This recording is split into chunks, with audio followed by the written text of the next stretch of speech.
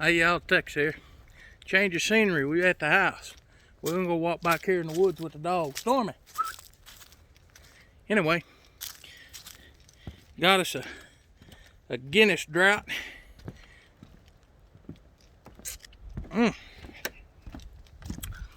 Duck under that tree, y'all. I'm tall. I ain't that tall, I'm only 5'10". We just got low hanging trees out here in the woods. Anyhow, I'm home. Figure I'd film y'all up a video real quick. I was talking about telling y'all some more firefighter stories, and I thought about that. Now, I told y'all the story of my hottest fire, and that was a gas well. And that's one where we had 4 helicopters on the ground at one time flying victims. That's a rarity. But I figure I'd tell y'all kind of my scariest fire. And it wasn't scary as far as being dangerous to me in any way, shape, or form. Well, I mean, all fires are dangerous, but I'll tell you all about it. We got called out. We're at the station training at this time, which was awesome. We got called out for a working structure fire. It was a duplex. We get down there. It was right down the street from another fire station, but we beat them there because we're all volunteer fire department. And we were over there training at our station. So them guys still had to respond from the house. We get down there, it's a working fire. I went in on first tack line, and keep in mind that when I was doing this, you're talking 2004, 2005, so thermal imaging cameras were kind of a new technology as far as volunteer fire departments go. People were getting grants, getting them everything. We didn't have a thermal imaging camera at the time we went in there, but we had a thermal gun.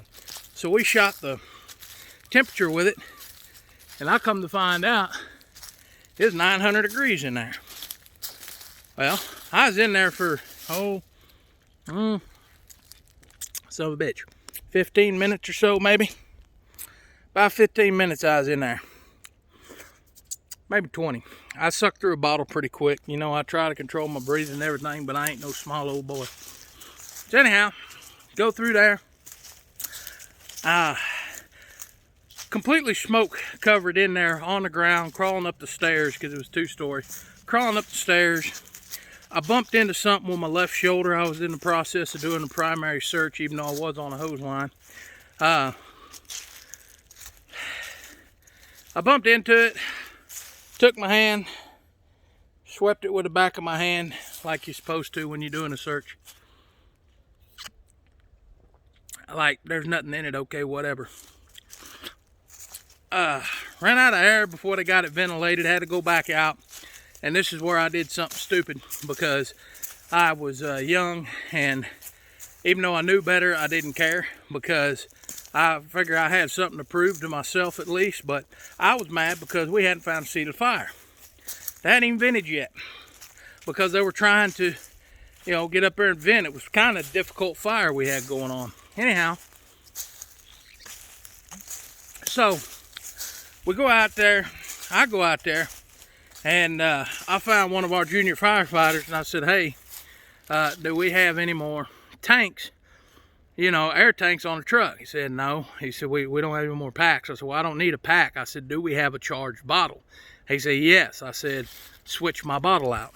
So he switches my bottle out, and I go back in on another attack line. By this time we had found the seat of the fire. I went in, got on the line, nozzle. There's another guy went in with me. He's a big old boy, bigger than I was.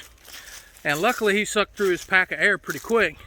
I told the captain in there, I said, hey, 2 in, 2 out. I'm going with him. I got to go back out. Which was great timing for a good reason. There's a couple of deals to this story. Number one, when I went in there the second time, I almost had the heat stroke in there. But I will tell you that when you're a firefighter, at some point, you're going to have the fire talk to you. That may sound strange. You may say, oh, you're full of it.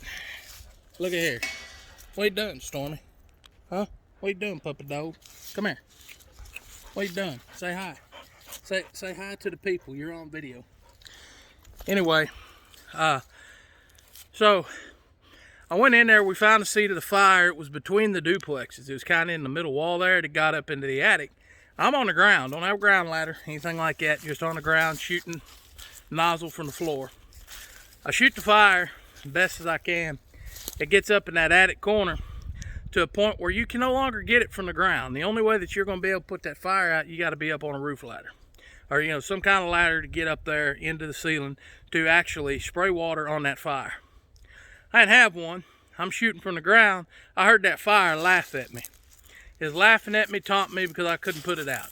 So at that point, his low air alarm goes off. The guy I went in with, I said, hey, 2 in, 2 out, I got to go. I went out with him to rehab. I was overheated. I almost had a heat stroke. I almost went to the hospital on that one. Once again, kids, don't do stupid things. Don't get, even though, you know, when you've gone into a 900-degree fire and you've been in there 20 minutes, you're not really supposed to put on another air pack and go right back in the fire. You're supposed to go to rehab, but I didn't do that even though I knew better. So, after that, I go back in. Well, I go to rehab, right? I'm sitting around on rehab, and I'm like, yeah, I sat there. Hell, I was drinking ice cold water, had ice water towels on my neck, things like that, and I couldn't see myself. But after about 30 minutes of that, I started feeling better. I said, you know what, I'm going to go back in. About that time, somebody from my fire department come by, and this guy happened to be a paramedic as well. And I was getting up, and he said, hey, what are you doing? I said, well, I said, I've done rehab, I'm feeling better. I said, I'm about to go back in there. And he goes, no, you're not. And I said, sorry? He said, you don't have any fucking color to your face. He says, you are red. He says, you're going to set your ass down and not get up for the rest of this fire. He said, or you're going to the hospital. I said, okay. So I sat back down, and I sat there, another hour or so probably. The fire was out at this point when we go in to do overhaul. You know, check for hot spots, extension, and make sure nothing's smoldering so it doesn't rekindle on us and we have to go back.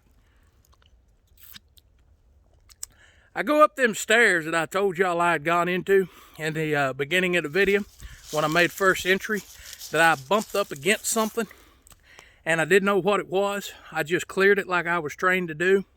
Here's where it gets surreal. As I go up there after smoke's cleared, fire's out, I can see up there. Turns out, what I had bumped up beside was a baby crib. Now, these people just happen to be a little bit on the pack rat side, and they didn't have a baby. No baby. But it's surreal when you go into a fire, you bump up against something because of the smoke, and you just, you know, search it as you're trained. Your training takes over, you search it. Then you go back in on overhaul and find out it was a baby crib. I mean, what if there had been a baby in there? That would have been nuts. But there wasn't. And like I said, I trained, you know, I did what my training told me. I swept it, I cleared it. I knew there was nothing in there that needed to come out. But it's just really weird and really surreal when you go back in there and you find that out. So, we did have one guy that got overexerted, had a little heat exhaustion or something, and he did take a trip to the hospital on that fire. He was fine, you know, just more precaution than anything. And, I mean, that kind of affected me pretty good when he went too. I was like really worried about him because I said, you know, had I gone in with somebody smaller than me, they could have stayed on a pack longer than I was, because I'm not going to lie to y'all, there were some points in that fire when I was in there, and that daggone fire was laughing at me like I told y'all it was. I thought I was going to pass out right there in that fire. I was getting well overworked, well overheated, well overexerted. I went past my abilities, and I almost paid the price for it. Y'all, this video is 10 minutes long already, so I'm going to go ahead and end this. Y'all might get some more videos of me back here in the woods. But y'all have a good one, and I'll talk to you later.